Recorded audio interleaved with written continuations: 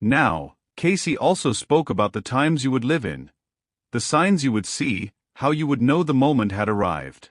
And everything he predicted is happening right now. In 1934, Edgar Casey entered a trance and gave a reading about the future of humanity. He spoke of a period he called the Great Purification. A time when everything hidden would come to light. When structures built on lies would collapse. When truth would become impossible to hide. And he said that the mission souls would recognize this time through 5 specific signs. First sign, the massive awakening of the youth. Casey predicted that children born after the year 2000 would come with different consciousness, more sensitive, more connected, less willing to accept the lies of the system. And he said that the generation of 1945 to 1965 would have to be the bridge between those children and the old world. You would need to translate, protect, and validate those new souls when no one else would. Is that not exactly what is happening? Young people today do not accept the traditional model of study, work for 40 years, retire, and die. They do not accept dogmatic religions. They do not accept authority without question. And many adults judge them, calling them lazy, lost, weak. But you understand. Because you were judged the same way when you questioned the system. Your mission includes being the shield those children need while they find their path. Second sign, the collapse of institutions. Casey saw that the structures that governed the world for centuries would begin to crumble. Governments, economic systems, organized religions, education, healthcare. Everything built on control and fear would begin to fall apart. And when that happens, when people panic, mission souls must remain calm. You must remind others that collapse is not the end, it is the space required for something new. That is exactly what we are living now. And if you have noticed that while others panic, you feel a strange inner calm, that is not indifference. That is preparation. Your soul knew this was coming, and trained you not to break when it arrived. Third sign, the acceleration of time. Casey spoke of a phenomenon where people would feel that time is moving faster, that days, months, and years pass quickly. He said this would not be imagination, it would be real. The vibrational frequency of the planet would increase, and it would affect how we perceive time. Do you not feel that years pass faster now? Casey explained that this was a sign the Earth is shifting into a new dimension of consciousness, and sensitive souls would feel it first. Your job is to help others adapt to this acceleration without losing their center. Fourth sign, the revelation of ancient secrets. Casey predicted that lost knowledge would be rediscovered, ancient texts, forgotten technologies, truths about human history that had been hidden. And indeed, have we not seen a massive resurgence of interest in ancient civilizations, esoteric knowledge, and hidden history? Casey said this was not intellectual curiosity, it was collective memory awakening. Humanity remembering who we were in order to understand who we must become. Your mission includes integrating that ancient wisdom with the present, not getting lost in the past, but not ignoring it either. Fifth sign, the isolation of the awakened. This is perhaps the hardest of all. Casey warned that when mission souls begin to awaken, they will feel deep loneliness. They will no longer fit into their old environments. Their families may not understand them. Their friends may see them as strange. Their culture may make them feel like outsiders. And many will doubt themselves, thinking something is wrong with them. But Casey was clear, that loneliness is temporary. It is the space between leaving the old world and finding your true tribe. And in that space, something important happens. You are forced to find your own truth, not your parents', not your church's, not society's, yours. And only from your truth can you fulfill your mission. If you have felt these 5 signs, if they all resonate with your experience, there is no longer any doubt. You are exactly where Casey said you would be. Now only one question remains: what will you do with it? We have reached the point where theory becomes practice. Because you can understand all of this intellectually, and still not change anything in your life.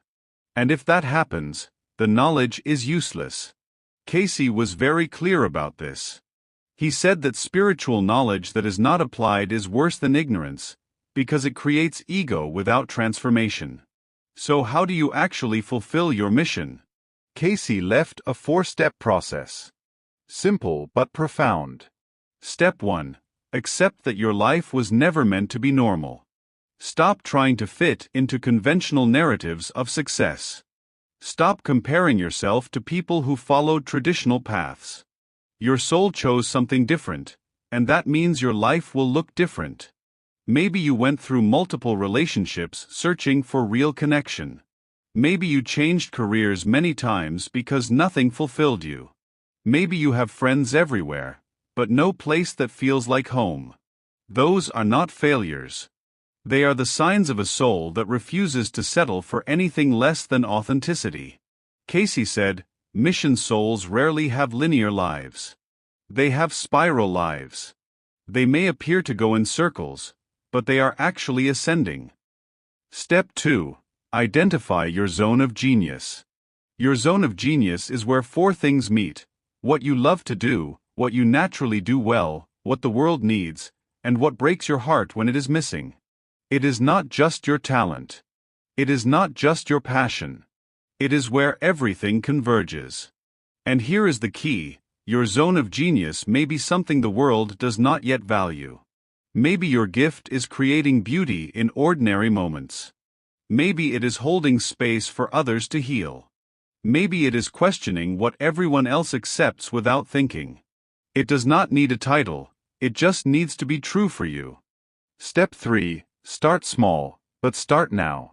Most people freeze waiting for the perfect sign, the perfect moment, the perfect conditions. But Casey was clear: your mission activates in movement, not in preparation. You do not need a master plan. You need a first step. If your mission is to heal, start by helping one person. If it is to teach, start by sharing one idea. If it is to build community, invite 2 people to connect. The universe responds to action, not intention. And here is the magic: when you take that first step, even if it is small, the path begins to reveal itself. Resources appear. People arrive. Doors open. Not because you are special, but because you are finally aligned with your purpose. Step 4. Let go of the outcome. This is where most people struggle. They want to fulfill their mission, but they also want to control how success looks. They want to save everyone, change the world, be recognized. And Casey warned, attachment to results destroys the mission.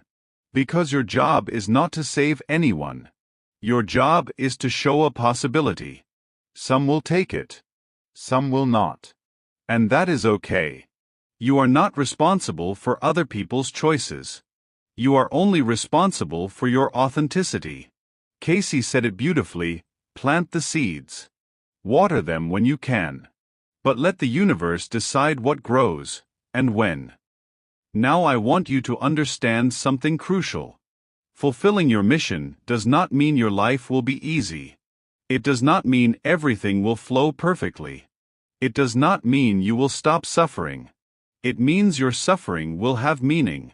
It means your effort will serve something greater than your personal comfort. It means that when your last day comes, there will be no regret, because you did what you came here to do. And according to Casey, that is the only real peace that exists. The peace of knowing your life had purpose. That your presence mattered. That you fulfilled the contract you made before you were born. Now let me tell you something Casey revealed about what happens after you fulfill your mission. Edgar Casey was once asked, what happens to the souls who complete their final mission on Earth? His answer was so beautiful that his wife Gertrude cried while writing it down. Casey said that these souls enter what he called the state of graduation. They do not return to Earth. They no longer need lessons on this plane. They move to other levels of existence, where they become guides for others who are still learning. They become what we call angels, ascended masters, guardians. But here is the most important part: the soul does not graduate alone.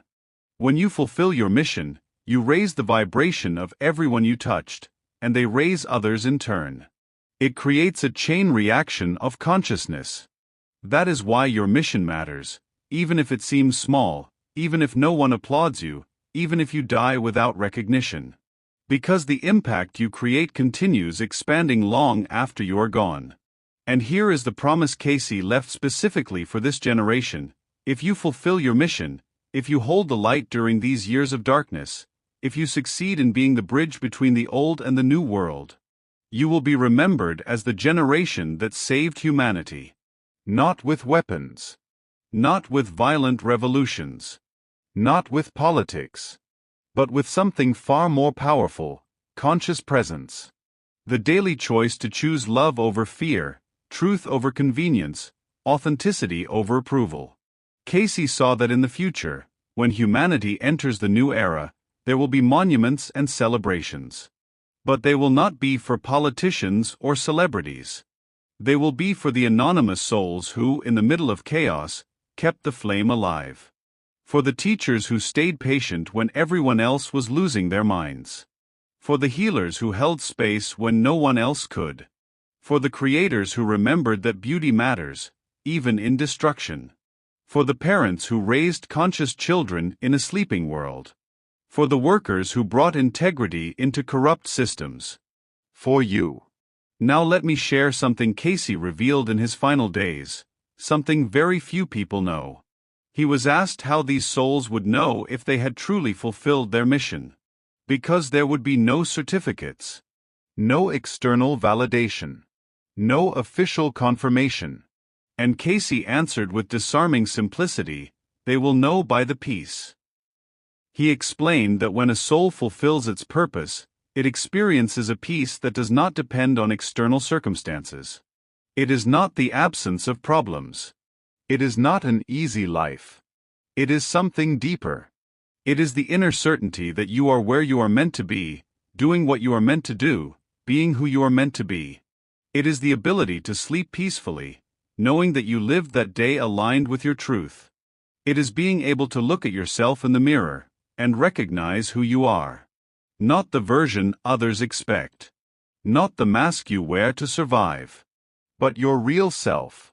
And Casey added something essential: do not wait for peace at the end of the path. Peace is the path. That means if you are fulfilling your mission, you will feel that peace now.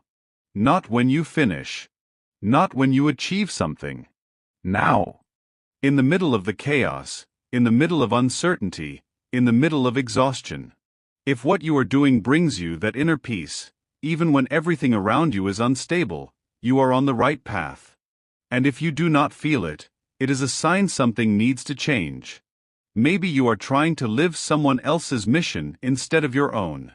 Maybe you are postponing what truly matters. Maybe you are sabotaging your purpose with fear or excuses. But your soul knows. It always knows. And it will send you stronger and stronger signals, until you listen. Now, I know all of this can feel overwhelming. You may be wondering if you are really capable, if you have what it takes, if it is too late. Let me tell you what Casey said to someone who had that exact doubt: you would not be asking if you were not ready. Doubt is not weakness.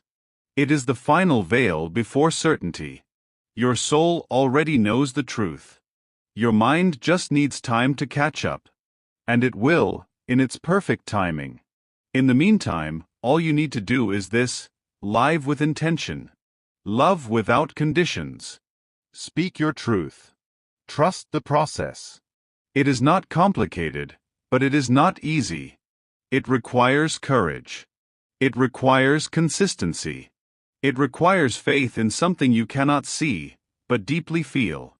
And if you made it this far, if you reached the end of this message, it is not a coincidence. Your soul brought you here. Because you needed to hear this. You needed confirmation that you are not crazy, that what you feel is real, that your life has a purpose far beyond just surviving. You needed to know that there are others like you. That you are not alone. That the feeling of not fully belonging to this world is not a flaw, it is a feature of your spiritual design. Casey ended his final reading about this generation with these words: "They will be tested. They will be tired. They will be tempted to give up 1,000 times. But within them lives a light that no darkness can extinguish. And when it is all over, when they look back, they will see that every difficult step was necessary, every loss was a liberation, every ending was a beginning. And they will say, it was worth it." So I leave